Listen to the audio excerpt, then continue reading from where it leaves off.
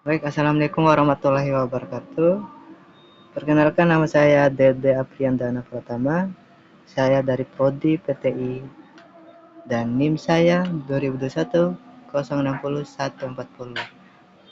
Dan di sini kita bahas terkait jaringan komputer dan internet.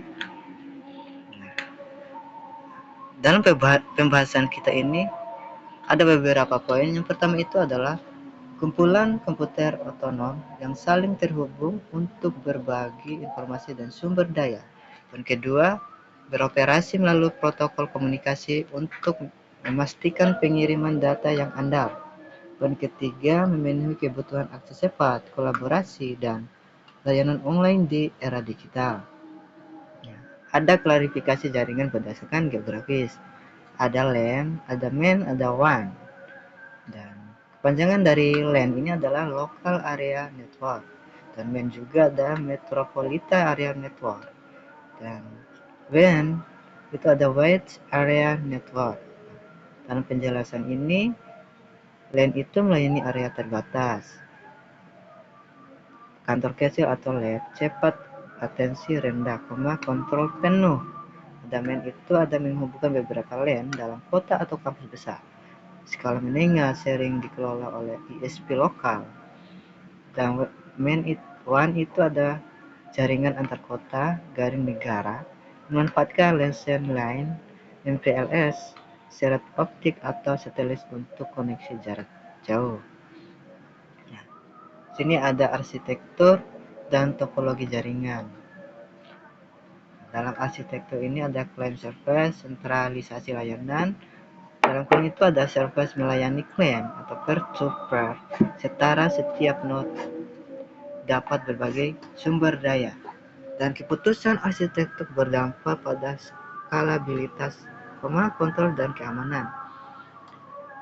Ada topologi umum itu, yang pertama itu pertamanya star, mudah dikelola, atau titik pusat switch. Yang kedua bus, yang ketiga ring, yang keempat ada mesh. Nah, dalam penjelasan yang bus itu adalah sederhana tapi rentan, cocok untuk jaringan legacy. Dan itu data mengalir berurutan, toleransi kegagalan terbatas. Dan mesh itu ada redundant tinggi, ideal untuk misi kritis. Nah, protokol bahasa komunikasi data. Protokol menetapkan aturan pengiriman, penerima, dan interpretasi data. Tanpa protokol, perangkat tidak bisa berbicara dengan benar.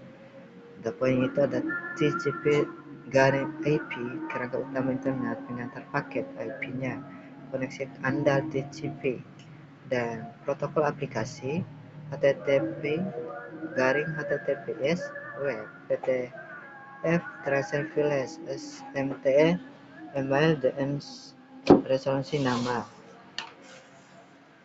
Ada pengalaman IP address.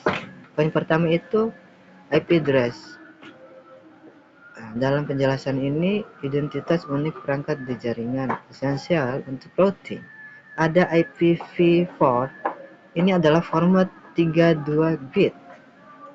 Nah, dalam kurungnya ini ada kode untuk masuk jaringannya. Terbatas jumlah alamat.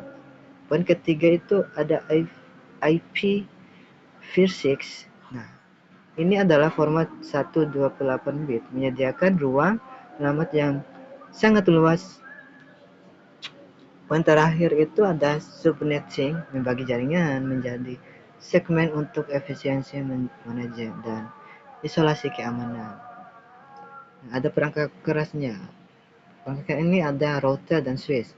Router switch ini perangkat lapisan-lapisan yang menghubungkan perangkat di LAN, meneruskan frame berdasarkan MAC address, menegel switch mendukung LAN dan QoS.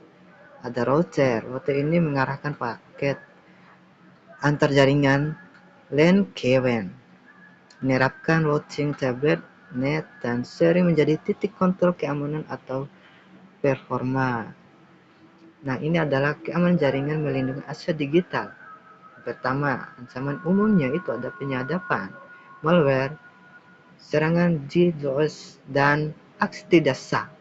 Solusi teknisnya itu ada VN, IDS, garing IPS, VPN ada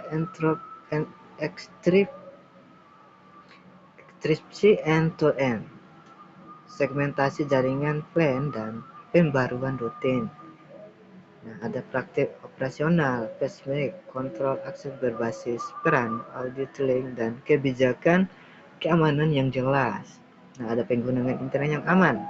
Gunakan kata sandi kuat untuk unik dan aktifkan MVA di layanan penting. Yang kedua ini ada pastikan koneksi ke situs sensitif memakai HTTPS, hindari WiFi publik tanpa VPN. Poin ketiga itu waspada phishing vertikal PGP sebelum klik tautan atau lampiran.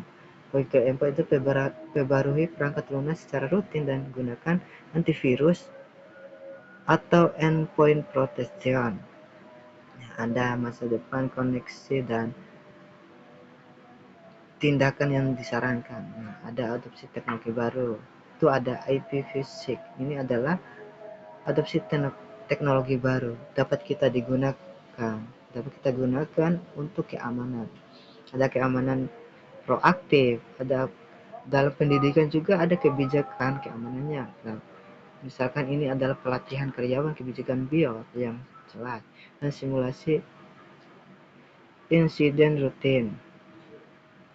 Baik, itu saja materi yang saya bawa pada kali ini. Sekian dari saya. Wassalamualaikum warahmatullahi wabarakatuh.